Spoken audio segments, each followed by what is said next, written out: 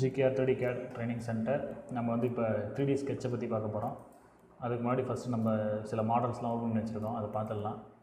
So இப்போ இதில் பார்த்தீங்க அப்படின்னா இது வந்து 3D ஸ்கெட்சு.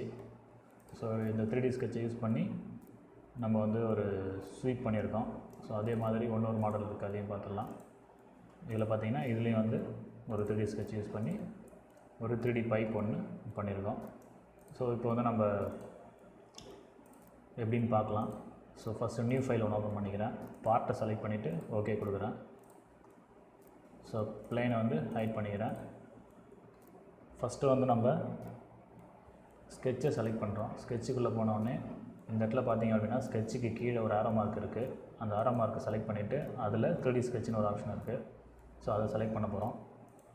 ஸோ 3D ஸ்கெட்சுக்குள்ளே போன உடனே பார்த்தீங்க அப்படின்னா ஒரு ஆர்ஜின் ஒன்று இருக்குது, ப்ளஸ் இந்த இடத்துல ஒரு ஆரோ மார்க் இருக்குது.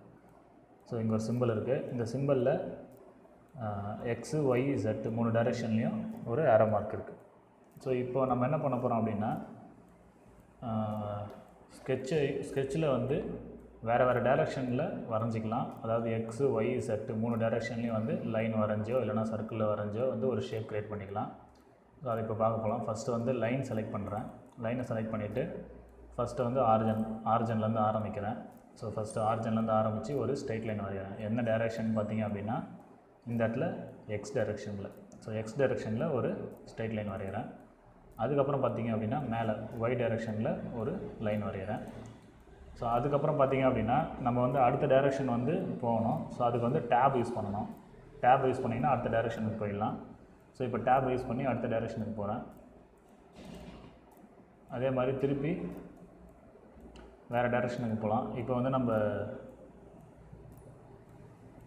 ஒய் டைரெக்ஷனுக்கு போயிருக்கேன். திருப்பி டேப்பை யூஸ் பண்ணிவிட்டு வேறு டைரெக்ஷனுக்கு போகிறேன். ஸோ டேப்பை யூஸ் பண்ணிவிட்டு எக்ஸ் டைரெக்ஷனுக்கு போகிறேன். திருப்பி மேலே போகலாம். மேலே போகிறதுக்கு திருப்பி ஒரு வாட்டி டேப் யூஸ் பண்ணுறேன். டேப் யூஸ் பண்ணிவிட்டு ஒய் டைரெக்ஷனுக்கு போகிறேன். ஸோ திருப்பி ஒரு வாட்டி டேப் யூஸ் பண்ணுறேன்.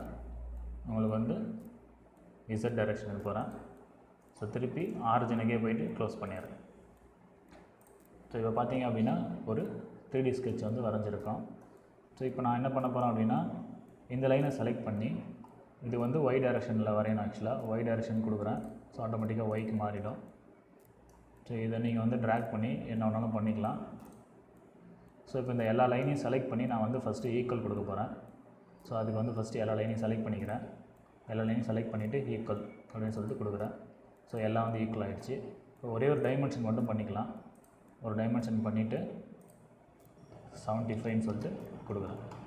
ஸோ இப்போ பார்த்தீங்க அப்படின்னா ஒரு டைமென்ஷன் க்ரியேட் பண்ணியிருக்கோம். இங்கே பார்த்தீங்கன்னா ஃபுல்லி டிஃபைன் ஸ்கெட்சுன்னு சொல்லிட்டு வந்திருக்கு. ஸோ இது வந்து ஃபுல்லாக பிளாக்காக மாறிடுச்சு.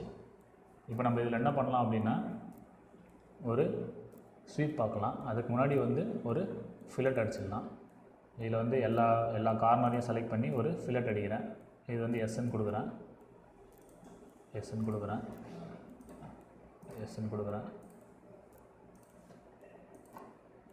இது வந்து எப்பயுமே ஈக்குவல் லைனை செலக்ட் பண்ணும்போது இந்த மாதிரி ஒரு கொஷின் வரும்.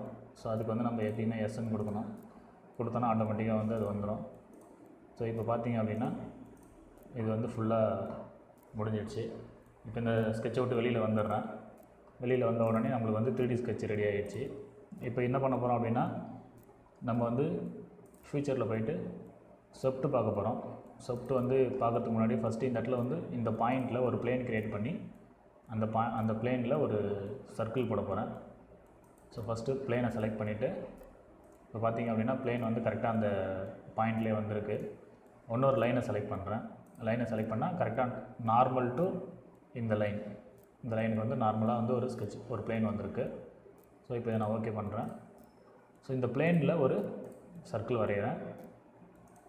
சர்க்கிள் போயிட்டு சென்டர் பாயிண்ட் சர்க்கிள்.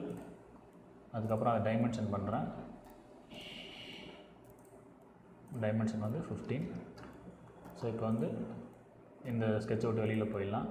இப்போ பார்த்தீங்கன்னா நம்மக்கிட்ட வந்து ஒரு ப்ரொஃபைல் இருக்குது, ஒரு பாத் இருக்குது. இதை யூஸ் பண்ணி ஸ்வெப்ட் வந்து பார்க்கலாம்.